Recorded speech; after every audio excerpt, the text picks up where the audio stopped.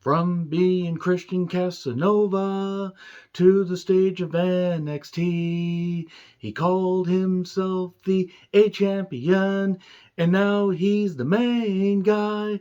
His name is Carmelo Wittrick Williams. His name is Carmelo. He's the champion. His name is Carmelo. He don't miss one bit. I'm John Renton with my review WWE NXT Stand Deliver 2023, taking place hours before WrestleMania 39 Night 1. And man, this whole WrestleMania weekend would not be possible if it wasn't for men like Mayor James T. Butts Jr. That's right, Mayor Butts clapping them cheeks and making those streets talk, I guess. I don't really know what the kids say. I don't really know what I'm on about. Okay, first things first, I'm sorry for this review being up hours after the show was done being live. I had to work and had to catch up on this, some during the WrestleMania 39 Night 1 pre-show, and the rest afterwards. So, how was the show? There were moments that weren't bad. This wasn't that great. This really wasn't. Like, I honestly think Vengeance Day was a little bit better. There were moments where I was like, okay, this is cool. And then other times where I was like, wow, okay, this seemed like a great idea in execution. Wow, I don't know what the fuck they were thinking. I don't know how much thought they put into that, but more would have helped. So, yeah. Since this is on delay, I do want to say right now that even though I didn't think this is the best NXT event, at least Carmelo Hayes achieved his dream of being the main champion, and a couple other title changes happened. Why is David Shoemaker on the kickoff show? Genuine question. That guy is a goddamn idiot.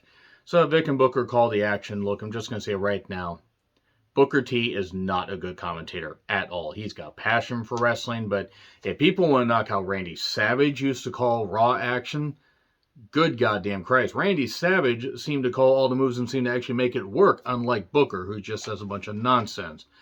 So, on the kickoff, because they couldn't trust this match to be on the actual main show, the Schism, Joe Wayne Gacy, Jägermeister, Rip Fowler, and Ava Braun taking on Chase University's Andre Chase, Dookie Nukie Hudson, and Thea Scrappy Doo Hale, along with Tyler Bate. Poor Tyler Bate. What did Tyler Bate do to deserve this? Okay. The winning team controls Chase University. So automatically this feud is bullshit. I mean, this feud's been bullshit anyway, but this stipulation makes it more bullshit. I wanted to see how Ava, Rock's daughter, would do, considering she had setbacks with knee injuries. I wanted to see how she did. I'm still waiting to see how she does, because you know what? They're testing the waters to see how she does. She's got the size. Thea's got the energy. This wasn't good. This whole thing felt off. And it wasn't for a lack of talent. It wasn't for a lack of trying. This feud sucks. Both these groups are just not good as concepts, even though there's talent in both of them. They teased Duke joining the Schism, and then, oh no, he swerves them. And then Jägermeister gets pinned. And I think everybody that was involved in the creative for this show drank a bunch of Jägermeister. And then maybe Sean uses lazy eye to book the rest of the show. That being said, whatever. We got this out of the way. Pretty Deadly Glory. They run down the card. Look, I don't like this team. And anytime they showed up, I'd go, God, do I really want to keep reviewing this? Because they're not good. So, I do want to say the arena looked, at least the lower bowl looked full. If anybody was actually at this show, was the arena full or was it half full? I'm asking genuinely. The crowd at times was lively, so we start off with the six-way ladder match. So we have Lyra Valkyria and this. What is this? I ask again, what is this? I'm not even knocking her. I don't know what this is. Is she miming? Is she trying to stop what is she doing? Can she not stand the rain against her window? Can she not stand the rain? Okay, I'm done doing that. So it's Rise of Lyra Valkyria, or Lyra Valkyria, versus Tiffany Stratton versus Grandma Stark. It is unfair to put somebody that has been around for as long as Zoe Stark in a ladder match, considering that, climbed the first mountain and then saw the first active volcano and thought, hey, we should create, a ladder as a way to climb up and down places. And then she had to test out the first ladder. And that was years and years ago when dinosaurs roamed the goddamn earth. I don't know why I decided to make these age jokes about Zoe Stark. I don't know. They're just kind of funny, kind of like the ones about Bobby Fish. But anyway, yeah, she's there. Gigi Dolan was also there. Indy Hartwell and Roxanne Perez. Roxanne Perez, who passed out and had anxiety and exhaustion after that match with Meiko Satomura, but is suddenly back and defends her NXT Women's Championship in a 6-way ladder match. And, oh boy, where to goddamn start with this? They tried. This was sloppy. Tiffany, at one point, just splats on the goddamn ground. I hope she's all right. I swear I heard a kidney, but I hope she's okay. Because that looked really, really goddamn bad. But I wrote down all these women taking all these bumps in a match nobody is really going to remember by the end of the night. And that's not knocking the effort. And I'm not talking about the end of this night. I'm talking about by the end of WrestleMania. Did anybody remember Stand Deliver happened? So, yeah, Zoe in a ladder match like this. I don't know why. I think everybody should have been arrested for beating up the elderly. Will you be serious? Don't give me brain damage and make it look good. Well, everybody seemed like they got brain damage because a lot of people were hitting their heads and ow, ow, ow, ow. Lyra just got tossed off and was doing this all the way down. What is this? I don't understand what this is. I don't know why it bothers me. Anyway, and suddenly Gigi's going to win and JC Jane shows up and oh my goodness, I have never been so happy to see JC Jane. That's not knocking Gigi. I'm just always happy to see JC Jane on my television. And then Tiffany, yeah, she landed really goddamn hard. And suddenly at the end, Indy can't get up and Loomis shows up and says, I'll lift you up there, love, lift us up where we belong. Indy Hartwell's the new NXT Women's Champion. Okay. Seems a bit late on that. I don't think they really know what they're doing. I'm not knocking Indy. I'm happy for Indy. She's a hard worker. She's put up with a whole lot of bad creative and at times no creative. It just seemed to kind of come out of nowhere. I mean, okay, they got Roxanne Perez's very short title reign. I'm not even saying I wanted her to hold it half as long as Mandy held hers, but yeesh. Okay, Indy won. Cool. I mean, good for Indy. I don't know. It was an odd title change. And then unfortunately, things got more odd when we had the Creeds, Julius and Brutus, with Ivy against Gallus, and if Gallus wanted the Mark Coffey and Wolfgang Peterson, so against Tony D and Stax, 3-way NXT title match, and oh dear, another multi-person match, and yeah, missing on that, attempted spot where Brutus was supposed to knock one of the Coffey brothers off, and if he had gone into the first row, he would have somehow hit the people more than he did. And I know mistakes happen, but good God, that is on a big worldwide stage. So, Joe Coffey's back, and Gallus won. The Creeds are as raw as uncooked steaks, but they have talent. I didn't care. Stax got pinned. Then we get the entrances for the Fatal 5-Way North American Championship match. It's Wesley, Dragon Lee, Ilya Dragunov, JD McTuna, and Axiom Verge. And okay, this is how you introduce Dragon Lee. This has me a little bit worried about how they're going to use it. I'm not saying Dragon Lee is like the second coming of Jushin Thunder Liger or the Great Muta or whatever, but Dragon Lee is an exceptionally good talent. Dragon Lee hurt his Dragon Knee at one point. I noted that. That looked pretty brutal. Tons of flippy shit. And look, it was high energy work, but this didn't fully click. There were times when it did. It went 20 minutes and probably could have been 15. They probably could have just said, let's just go out there full bore. I mean, I'm not saying everybody go 600 miles an hour and burn yourselves out, but whatever. We get the flip kick. I believe they call it the cardiac kick. I don't know if they really should call it that, but flip kick, Pele kick, whatever. 1, 2, 3. Dragunov got pinned. It's all right. I mean, I don't know. I didn't hate it, but I didn't love it. It was good action, at least at times. And then Grayson makes his entrance. He's live on Instagram, and Grayson was around all the he mocks Candace, her kid, and whoever was sitting. Who was that sitting next to Candace? I don't know. Is that her younger sister? Is that their nanny? I don't know who that is. If commentary said who it was probably because maybe Vic said it, but Booker talked over him because Booker is really bad at commentary. Gargano took on Waller in an unsanctioned match. Let me say right now that while I loved what Grayson Waller did, terrorizing Candace and making her act horribly and making the kid cry because that's great, that was good shit, pal. This match at times had good spots and felt personal, and it was a way to wrap up the story that Gargano wanted to finish with Waller. However, if I'm going to be critical of numerous matches in New Japan and AEW and other and WWE that has been guilty of this stuff, adding tons of weapons to your matches does not make it a ton better. It doesn't make it so personal like, holy shit. No, you're just waiting for spots at that point.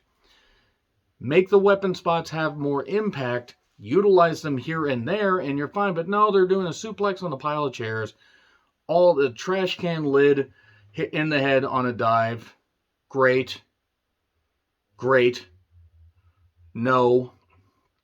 None of these headshots. I know it's a hard hitting athletic line of work, but none of the hits to the head. Candace can't act for shit is what I noted. Every weapon out from under the ring. Apparently, if that ring had even collapsed a little bit, they would have been stabbed by chair legs. Candace gets involved. And I get it, because Waller tortured them, but really. This was like an 18-minute match, and yeah, it was unsanctioned, though. They want nothing to do with it. It's on the broadcast. And that's the kind of thing I've never understood about the unsanctioned stuff. One final beat, and then more stuff.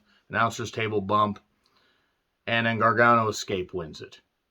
I didn't hate the match. See, I thought I hated it, and then the more I thought about it, because I was chatting with a friend of mine in San Antonio at the time. And I thought I hated it, and then the more I thought about it, I didn't hate it. I just hated the fact that they always are doing all these constant spots, and all this, and they're not making it about a personal feud. They're just making it we're just going to have a stupid hardcore match. And I didn't like that. So then we go back to Tony D and Stax. Oh, by the way, the Way was reunited in the entrance. Great. That will show me the way to another program that I can be interested in. Tony D and Stax talk. Stax blames himself, and Tony D says, we're a team. Stop blaming yourself. It's all right. We will get them next time. And then Pretty Deadly Glory basically poke and prod at them until they have a match this week. I cannot think of anything I would rather watch less than anything Pretty Deadly Glory is involved in. So, Isla Dawn and Alba Fire make their entrance. Isla Dawn, I am in love. I am in absolute love. I mean, I've liked Isla Dawn since she was part of, it was either the first or second Mae Young Classic. I don't quite remember which one. She's been in WWE for a bit. She was in NXT UK. I'm not saying she's the best worker, but she's improved. And yes, everybody can either get better or they can, regress horribly. She's changed up her look. Her look adds a lot to, how her presentation. And boy, does she look tremendous. And yes, very, very fetching, very attractive, very, very attractive. Her and Alba are a good team. Kiana and Fallon, the Can They Coexist team, and Briggs and Jensen and all this stuff. And it's for the NXT Women's Tag Titles, and they tried. They didn't have chemistry. I mean, Alba and Isla do. Great gear on Isla, by the way. Great gear. Good God. And then Kiana tries a little bit later to get her handbag from Briggs, or Jensen, so she can use it to win, but he won't hand it to her. And that, no wonder she's dating Sebastian or whatever. And then we get Alba Fire hitting the senton 1, 2, 3, and new tag team champions. Ooh, whatever. I'm happy for Alba and Isla, and I have nothing against Kiana and Fallon as individual talents. This didn't click. I didn't expect it to be a world beater, but God, it's a good thing it was only about 7 minutes. So, big entrance for Carmelo, where Tricky Tiki Williams talks about all the opponents he's defeated, all the jerseys, everything done in Laker colors because they're in the LA Crypto.com arena. Crypto is stupid, by the way, just want to say. And then we get the dog-faced entrance for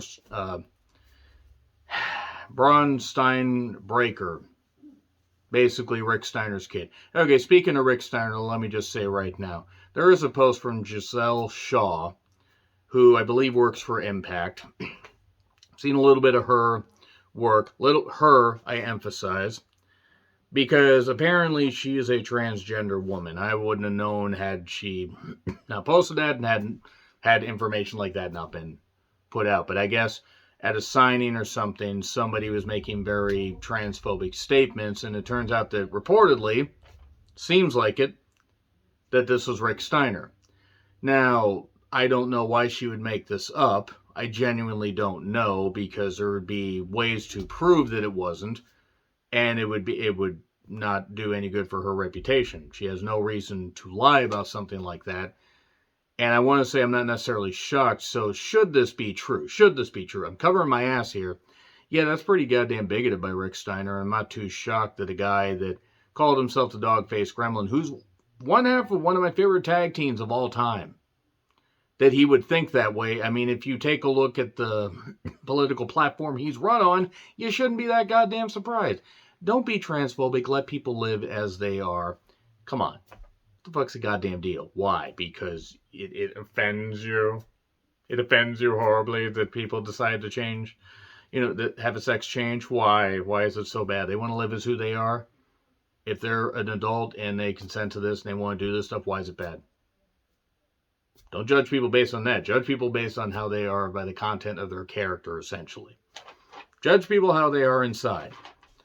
So yeah, standing with Giselle Shaw on this, and I really hope that Rick's kid is not like that. Now, he's got that natural ability. I had to get that out of the way right there. But yeah, it's Steiner against Carmelo Hayes with Tricky Tiki Williams. Now, Trick gets kicked out a little bit during this match for interfering and pissing off the ref. Steiner focuses on the back. Hayes focuses on the arm. Stop the Steiner recliner and stop the power slam, stuff like that. But both are busting out their big moves. Steiner does a dive. Trick got ejected. Carmelo got into the ropes and did a suplex and, hit it off the ropes and did that. I don't even know how to describe it. It was incredible. Sat in the ropes and did a suplex, and it was great. It was great because Carmelo is really that good. And Steiner's that good. It is amazing to think that he has only been doing this. He signed with the company about 2 years ago? That's saying something. He debuted on television in September of 2021? So yeah, he's pretty much just like, as far as in ring, he's like his dad and his uncle put together. So then we get a ref bump, and then Trick interferes and stops the Steiner recliner. And then Steiner, hits a couple other moves, but eventually gets hit with the code breaker and gets hit with the big leg drop. 1, 2, 3, new champ, big pop. Carmelo Hayes, new NXT World Champion. And I would imagine the Steiner's going to be called up on Raw on Monday and probably face Theory for the U.S. title. In fact, I would almost think that would happen. Or call him up on SmackDown and have him face Gunther, except that means he would have to lose. Do something with Steiner and to capitalize on his ability. I really hope he's not like his dad. I really hope not. That being said, Stan delivers, sort of delivered, I guess. We got new champions. I can't complain about that, but there were some sloppy points. Good grief. Anyway, agree, disagree what I said, like, share, subscribe, Twitter handle in the description. I'm John Rickland. I'll see you soon.